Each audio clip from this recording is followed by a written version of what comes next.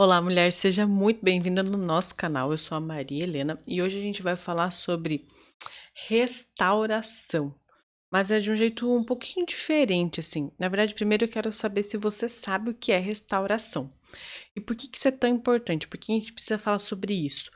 Porque numa relação é muito comum que a gente tenha atritos. Relação, né? Tem uma professora minha que fala de relar, relação, ação de relar. E relar nada mais é do que atritar. E o que que é atritar se não conflitar também, né? No sentido de existir conflitos. E é justamente nos conflitos que a gente cresce. Claro que se nós formos pessoas olhando para aquilo que é maduro, né. Se a gente já tiver maduro, no conflito a gente cresce, se a gente tiver ainda infantil, no conflito a gente perde. Olha que importante isso. Quando a gente tá na maturidade, um conflito vem pra gente ganhar algo. Que doido isso, né, pode parecer muito doido, mas é isso que acontece. Quando a gente tá na criança, no imaturo, o conflito faz a gente perder algo. Hum. Tem uma escritora chamada Sobon Somé, que ela é uma escritora africana e ela tem um capítulo do livro dela que se chama Conflito à Dádiva do Espírito. E ela conta um pouquinho o quanto o conflito na aldeia deles, na comunidade deles, né, que ela conta muito da história ancestral africana, o conflito ele chega como uma dádiva mesmo, ou seja, o conflito é um presente do espírito. O espírito para eles é aquilo que é algo maior. Então pode ser o grande espírito, Deus, a vida, algo maior do que nós simplesmente. Então, para eles, o conflito é a dádiva do espírito. E numa relação, relar, né? Numa relação, o conflito também pode vir como dádiva, desde que nós estejamos olhando para o conflito de forma madura. Quando a gente olha para o conflito de forma madura, ou seja, quem está atuando ali é nossa adulta e não nossa criança, a gente ganha algo. Quando quem está atuando é a nossa criança, a gente perde algo. Vamos lá. Como assim, Lena? Quer dizer que criança é sempre ruim? Não, a criança tem uma faceta da criança que é muito positiva, que é a face da criança que é a face espontânea, que é a face corajosa, que é a face que brinca com a vida. Mas tem um lado da nossa criança que é aquela criança birrenta, que quer tudo como quer, e, e é essa face que a gente vai precisar, digamos que, educar, né? Mas vamos lá. Hoje o nosso tema não vai ser exatamente o conflito, mas a restauração do conflito. A gente pode falar sobre o conflito como uma dádiva. Se você quiser que a gente fale mais sobre o conflito como uma dádiva, comenta aqui embaixo que eu vou amar falar sobre isso e falar com você sobre isso. Mas nesse momento nós vamos falar sobre a restauração de um conflito. Então a gente precisa saber que um conflito numa relação é, pode surgir a ideia no conflito de uma vítima e um agressor. Pode surgir, não precisa. Porque um conflito não necessariamente uma pessoa é vítima, outra é agressora. Simplesmente pode ser duas pessoas com opiniões diferentes e que isso choca, conflitua, certo?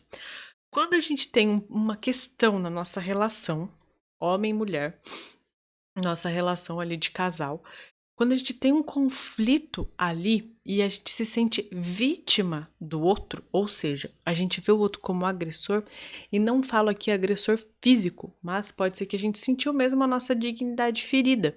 Então, por exemplo, o outro pisou na bola feio e aí você fala, putz, tô me sentindo vítima. E a sensação dessa vítima pode vir. Olha que bonito isso, gente.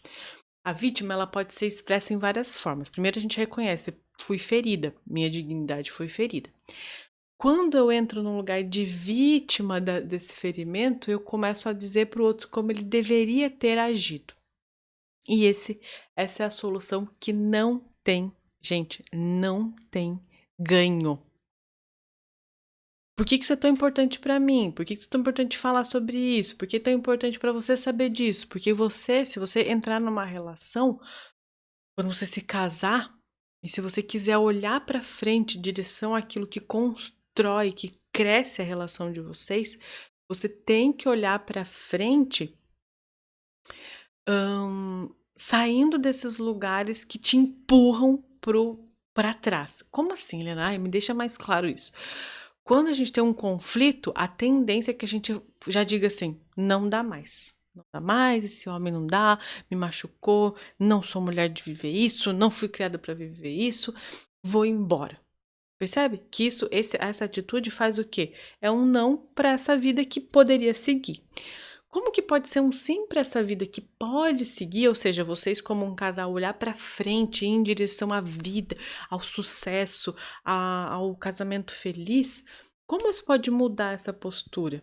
Quando essa mulher que se reconhece como fui ferida, ela não quer que o outro haja de forma diferente no sentido de querer dar uma lição de moral no outro. Aqui, gente, entra a famosa DR. Ela não quer isso. Ela não quer uma DR, ela não quer dizer pro outro: ah, você não pode agir assim comigo, você tá fazendo coisa muito feia, você tinha que ser diferente. Vou dar um exemplo bem prático. Um homem que curtiu uma foto de uma mulher de biquíni lá com a bunda de fora, assim, com a bunda empinada, e você viu. Putz, isso machucou sua dignidade. Machucou sua dignidade. Certo. Você pode tomar a postura de dizer: você não pode ficar curtindo foto assim. Que isso? Você não tem respeito por mim? Que isso que tá acontecendo? Você parece que nem um homem casado. Não, você. E aí, o que que essa mulher entra? Ela entra no lugar de reeducar esse homem. Esse é o ponto em que todas as mulheres falham, vai, vamos jogar essa palavra aqui, falham. Por quê? Porque quando ela entra nesse lugar de reeducar esse homem, ela entra no lugar de mãe. E aí, gente, não dá. Porque esse homem já foi educado. Aí você pode dizer, mas foi muito mal educado. Não, foi educado como tinha que ser. Porque nós estamos aqui concordando com as coisas como são. Só que a gente precisa, então, ir além disso e falar, tá, então ok. Como é que eu posso resolver essa questão? Aí a gente vai ter que acessar essa sabedoria do povo lá atrás, dos nossos ancestrais. Como é que um conflito no passado era resolvido? Agressor, vítima. Nesse caso da situação, a gente pode ver, nossa, ele como agressor, quer dizer, fez um mal. Eu como vítima, porque eu me senti com a minha dignidade ferida. E eu posso ficar nessa situação e ficar ou querendo que ele faça diferente, ficar falando, falando, falando, ou a gente pode usar essa sabedoria ancestral, que é o quê? A vítima, nessa sabedoria ancestral, né, quando a gente olha para a resolução de conflito do passado, ela precisa se posicionar. E aí, se posicionar não é dizer o que o outro tem que fazer, é dizer o que ela precisa. Aí é o ponto. E esse é um ponto muito importante, porque pode parecer fácil. Eu preciso que ele pare de curtir foto. Não é isso o ponto. A pergunta é: o que você precisa para ser restaurada na sua dignidade? E às vezes você vai perceber que o que você precisa é simplesmente de um abraço. Hum. Às vezes você vai perceber que o que você precisa é simplesmente dizer: eu preciso que você me mande flores. Ou eu preciso. Você tem que se conectar com aquilo que você precisa. Esse é o ponto da resolução de um conflito quando a gente aciona a sabedoria ancestral. Helena, mas isso tá difícil para mim, eu não tô conseguindo sacar isso ainda. Você vai precisar sair do lugar. Entende que é assim, você nesse momento é a vítima. E nesse momento tem algo muito difícil acontecendo, ou seja, tem algo que você precisa, que aconteceu que feriu sua dignidade. Você precisa se perguntar o que resgata sua dignidade. E às vezes pode ser que o que resgata sua dignidade, olha só o que eu vou dizer aqui, mas pode ser que o que resgata sua dignidade é curtir, curtir uma foto de um cara fazendo alguma coisa, por exemplo. Isso não é vingança, é algo que resgata a sua dignidade. Uma outra coisa que pode ser, por exemplo, isso: "Ah, eu preciso muito de um abraço, eu preciso muito chorar". Então essa vítima, que ela se sentiu ferida, ela não vai educar o outro, ela vai descobrir o que ela precisa para ser restaurada. É assim que antigamente se resolviam os conflitos, ou seja, a vítima se autorresponsabiliza. Então, claro que aqui essa mulher, ela vai poder sim fazer pedidos, por exemplo, ela vai poder pedir, eh, pedir para esse homem, por exemplo, hã, será que esse homem pode mudar esse comportamento? Mas ela não vai poder exigir isso, ela não vai poder, eh, projetar nesse homem as dores do passado. Ela vai ter que fazer isso com muita consciência e percepção de que aquilo vai ser para restaurar algo. Então vamos dar um outro exemplo, que eu acho que é até mais legal. Então, por exemplo, você combinou alguma coisa com o seu marido e ele não cumpriu esse combinado. Ele não cumpriu esse combinado e você fala assim: "Helena, mas ele não cumpriu, então tem que ser trouxa e simplesmente aceitar, não vou poder fazer uma DR, dizer, falar que foi errado". Então esse é o ponto. Você não precisa fazer uma DR e falar que o outro foi errado e reeducar o outro. O que você precisa se perguntar: o que que restaura? O que que restaura a sua dignidade aqui? E talvez o que restaura a sua dignidade aqui vai ser, por exemplo, você deixar de fazer o almoço de vocês um dia. Mas não porque você diz assim: "Ah, meu Deus, eu preciso, eh" vou dizer pra ele assim: "Então agora não vou fazer seu almoço". Não é isso. É, o quanto você pode deixar de fazer algo para que você se sinta restaurada na sua dignidade, mas não num lugar de vingança, muito mais no lugar de amor, percebe? Porque se você tem uma questão com o outro, olha só o que eu vou te dizer agora, se você tem uma questão com o outro, onde o outro é o agressor, você é a vítima, vocês não conseguem voltar a se relacionar, porque vira um problema, você se fecha, porque você é a vítima, percebe isso? Quando a vítima fica ainda na vítima, e a gente reconhece, foi vítima porque a dignidade foi ferida, certo? Mas quando ela segue na vítima e não abre mão disso, ou seja, ela não diz o que ela precisa, ela se fecha para seguir na relação. Então ela não troca mais, ela fala: "Não, eu não confio mais nessa pessoa, eu não quero mais seguir". O que acontece é que quando você descobre como você pode restaurar a sua dignidade, ou seja, como você pode recuperar a sua dignidade, você diz um sim para seguir se relacionando com essa pessoa. Você diz assim: "Tá, eu me abro. Eu tô machucada, mas tem alguma coisa que restaura, então eu me abro para ser restaurada". Percebe? Percebe que isso, por que que isso é tão importante, gente? Porque essa atitude precisa vir de quem foi machucada. Não é, olha que importante isso, mas não é de quem machucou. Quem machucou às vezes nem sabe que machucou, vocês sabem disso, né? Quem machucou às vezes fala: "Gente, mas só curtiu uma foto. Que dor é? Que é isso? Que tá acontecendo? Eu só curti uma foto. Que é isso que tá acontecendo? Ou só esqueci desse compromisso". Percebe que o outro nunca vai saber o quanto a sua dignidade foi ferida, porque quem tem esse termômetro é você. Só que quem pode se abrir para que aquela ferida seja curada, quem pode dizer: "Tá bom, eu aceito que isso seja restaurado", e que muitas vezes isso vai demandar de você, por exemplo, deixar de fazer o almoço, ou pedir alguma coisa mesmo, dizer: hã "Ai, acho que eu quero um buquê de flores", alguma coisa, claro, gente, que a gente tem que saber o nível do acontecimento, né, se foi algo muito ruim, muito trágico, o que você precisa muito provavelmente pode ser algo muito maior. Mas se for algo pequeno, não adianta você pedir: "Ah, aconteceu um negócio, eu quero agora uma cerimônia de casamento, não sei o quê", entendeu? Tem que ser no equilíbrio, equilíbrio. A gente pode falar mais isso também. Mas o que eu quero deixar claro aqui é que o movimento de restauração e de abertura para a cura, para que você e a outra pessoa sigam se relacionando, trocando, é de quem foi ferido. Porque quem foi ferido, ao invés de se fechar na dor e ficar na vítima e dizer: "Agressor, não quero mais me relacionar com você porque não confio em você", eu me abro e falo: "Tá bom, eu abro meu coração para ser curado, para ser restaurado, para seguir trocando com esse homem". Percebe? Então, o que eu quero dizer é que é responsabilidade de quem foi ferido perceber como restaurar isso. E cada casal vai ter um jeitinho. Então, por exemplo, se alguma coisa aconteceu, que o outro fez algo pra você difícil, que te machucou, feriu sua dignidade, o que que você pode fazer pro outro, não no sinal de vingança, não no sinal de vingança, mas no sinal de restauração. Esse é o ponto. Olha só a diferença. Vou explicar isso agora. A diferença entre você querer se vingar do outro e você querer restaurar a relação é que a vingança, ela não quer seguir trocando.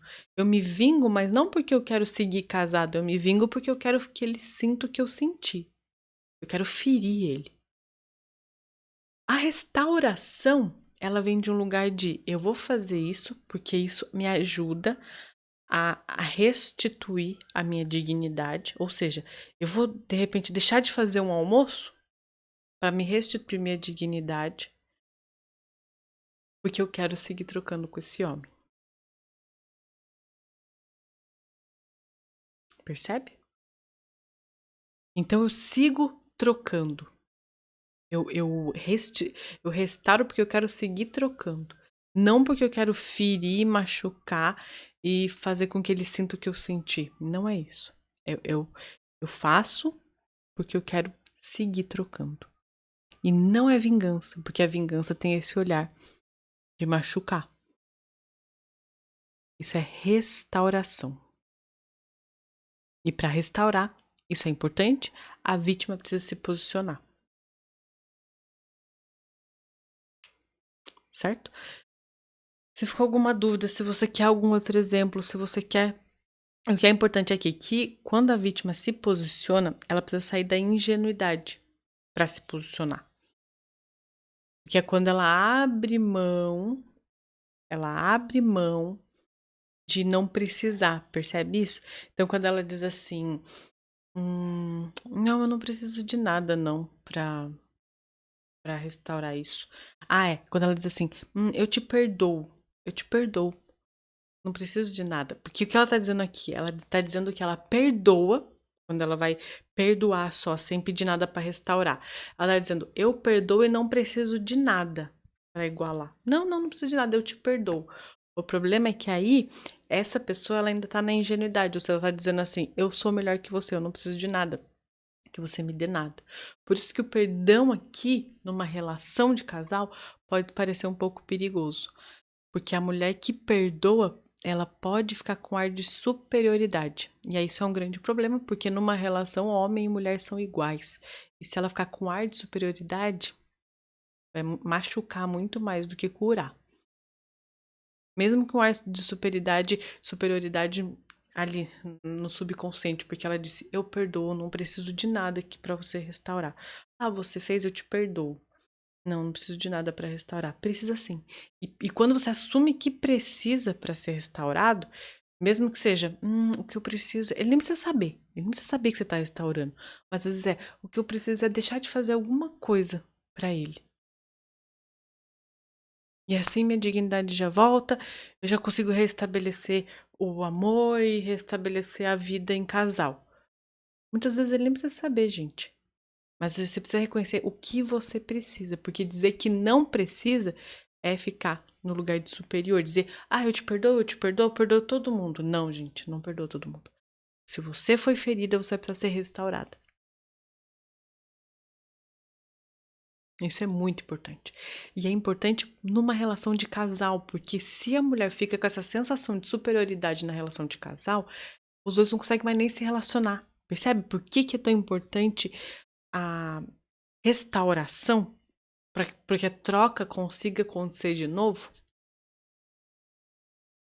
Porque senão, se você sente que o outro pode fazer, pode te ferir, assim, né? Te feriu. Ele pode te ferir. Você já tá aqui. E você não tem nada que o outro possa fazer pra conseguir equilibrar. Olha só isso que é importante. Ele tá aqui. Se você, por exemplo, vou deixar de fazer um jantar. Ele fez alguma coisa bem chata. Você fala, vou deixar de fazer alguma coisa. Você faz isso aqui, ó. Percebe? Quando você diz assim, eu te perdoo, é quase que como se fizesse assim, ó. Eu te perdoo. E o outro vai ficando, meu Deus, essa pessoa não precisa de nada. Essa pessoa é santa, ela não precisa de ninguém. Então não precisa de mim. Percebe? Ninguém é santo. Vai precisar equilibrar.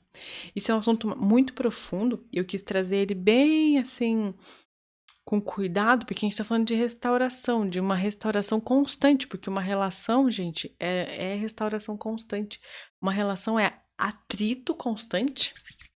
Relar, né? Rela, é atrito constante.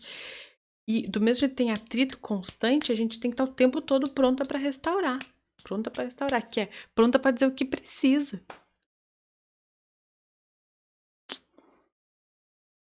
Eu espero que tenha ficado claro para você. E se você ficou com alguma dúvida, por favor, deixa aqui nos comentários que eu vou adorar te responder, eu vou adorar fazer mais um vídeo sobre isso para exemplificar melhor, tá bom? Um grande beijo e até a próxima.